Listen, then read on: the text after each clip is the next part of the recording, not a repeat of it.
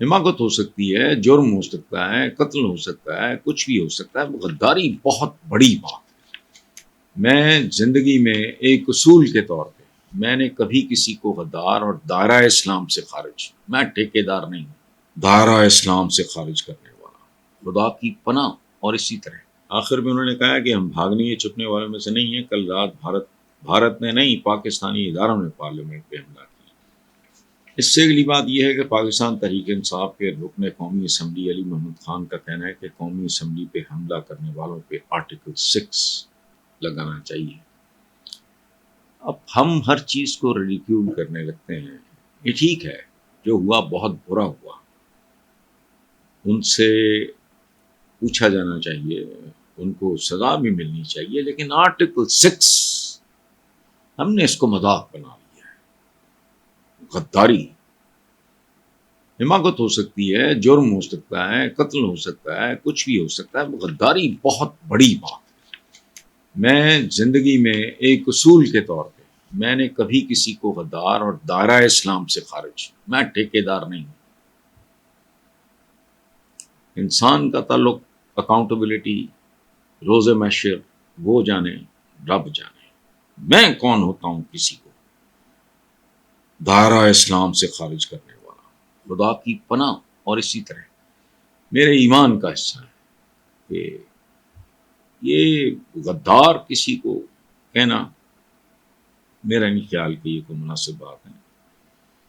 تو بہرحال علی Muhammad Khan again super آدمی ہے، جس بات میں کہہ گئے ہوں گے، انہوں نے کہا ہے قومی اسمبلی اجلاس میں خیال کرتے ہوئے اظہار خیال کرتے ہوئے انہوں نے کہا کہ جس طرح 9 اپریل کو بھی عمران خان کے ساتھ کھڑا تھا، آج بھی ان کے ساتھ کھڑا ہوں۔ تو یہ ایک ریالٹی ہے۔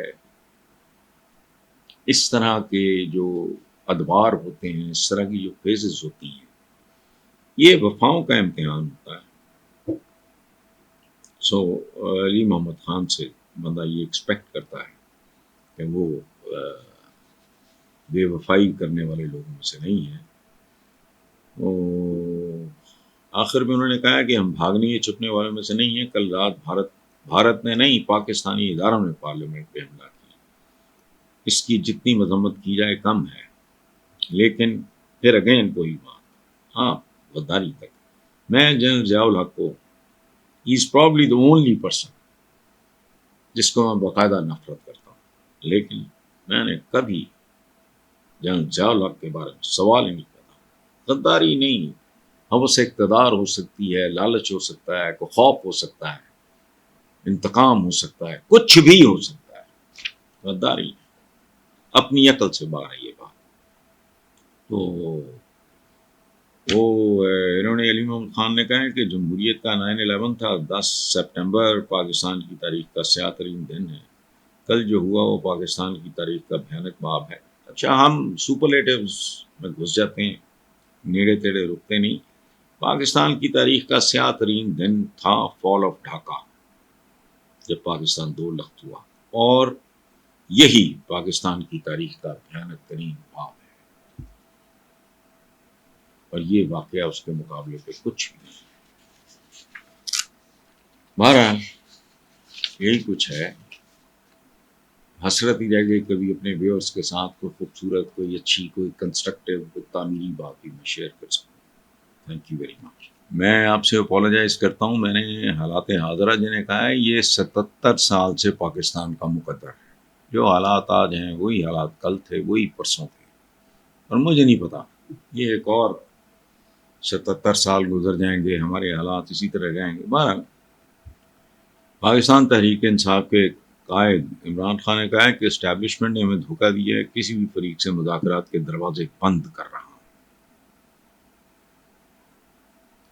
اڈیالہ جیل میں صحافیوں سے غیر رسمی گفتگو کرتے ہوئے نے کہا میں نے کبھی کسی کو بات چیت سے نہیں روکا، میں نے 6 پارٹی رہنماؤں کو اسٹیبلشمنٹ سے بات چیت کی اجازت دے رکھی تھی، لیکن آج میں بالآخر ان کو انسٹرکٹ کر رہا ہوں کہ اسٹیبلشمنٹ سے قطعاً کوئی بات چیت نہیں ہوگی،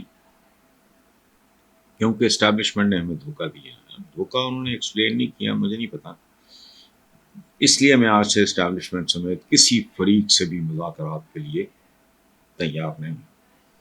سابق وزیر اعظم کا کہنا ہے کہ 8 ستمبر کے جلسے کی تاریخ اور NSC اسٹیبلشمنٹ نے دیا تھا، علی امین گنڈا پور کو اسٹیبلشمنٹ نے اٹھایا، یہ اخبارات میں چھپا ہے۔ اچھا، مجھے بھی نہیں پتا، سچی بات ہے اب تک، حالانکہ اس بات کو دیر ہو گئی ہے، مجھے اب تک سمجھ نہیں آئی۔ وہ کسی نے جگتے ماری ہیں علی امین گنڈا پور کو، کتنے گزاری ہے رات پہ۔ وہ ایک صوبے کے وزیر اعلیٰ کو اٹھا کے اپنی نفرتیں بڑھا رہے ہیں اگین۔ میں نہیں جانتا کہ اٹھایا گیا کدھر تھا، کیا وہ ابھی تک کلیئر نہیں ہے۔ ہمیں اجازت ملے یا نہ ملے، 21 سپٹمبر کو ہر حال میں لاہور جلسہ ہوگا، یہ عمران۔ اس پہ میرا ایک ہلکا سا تبصرہ ہے کہ بدترین دشمن بھی ہوں تو مذاکرات اور مکالمہ۔ اللہ پاک نے قرآن پاک نے انسانوں سے، ہم جیسے گناہ گاروں سے وہ بات چیت ہی ہے نا جی، مکالمہ ہی ہے نا۔ تو میرا خیال ہے صلح حدیبیہ آپ دیکھ لیں، جس کا جو کچھ صحابہ کو بہت ناگوار گزری تھی، لیکن حکمت اور وزڈم ایک اور چیز ہے۔ میرا ذاتی خیال یہ ہے کہ سیکنڈ ورلڈ وار کے بعد بھی بیٹھے لوگ، ہیروشیما ناگاساکی برباد کر دیا گیا، لیکن بہرحال جرمنی بھی آج موجود ہے، جرمنز نے پھر ایک انتہائی کامیاب ترین ممالک میں ان کا شمار ہوتا ہے۔ آئی ڈونٹ نو، لیکن جو عمران کے دل میں دماغ میں چل رہا ہوگا وہ ظاہر ہے وہ میں تو نہیں اس کو محسوس کر سکتا ہوں، یہ عمران۔ اس پہ میرا ایک ہلکا سا تبصرہ ہے کہ بدترین دشمن بھی ہوں تو مذاکرات اور مکالمہ۔ اللہ پاک نے قرآن پاک میں انسانوں سے، ہم جیسے گناہ گاروں سے وہ بات چیت ہی ہے نا جی، مکالمہ ہی ہے نا۔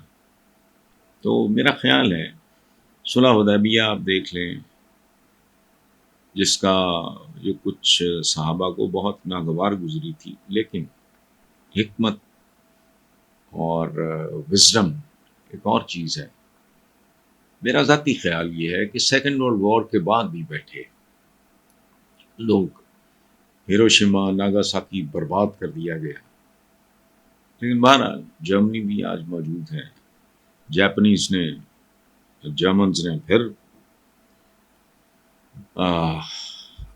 ایک انتہائی کامیاب ترین ممالک میں ان کا شمار ہوتا ہے۔ آئی ڈونٹ نو، لیکن جو عمران کے دل میں دماغ میں چل رہا ہوگا وہ ظاہر ہے وہ میں تو نہیں اس کو محسوس کر سکتا ہوں۔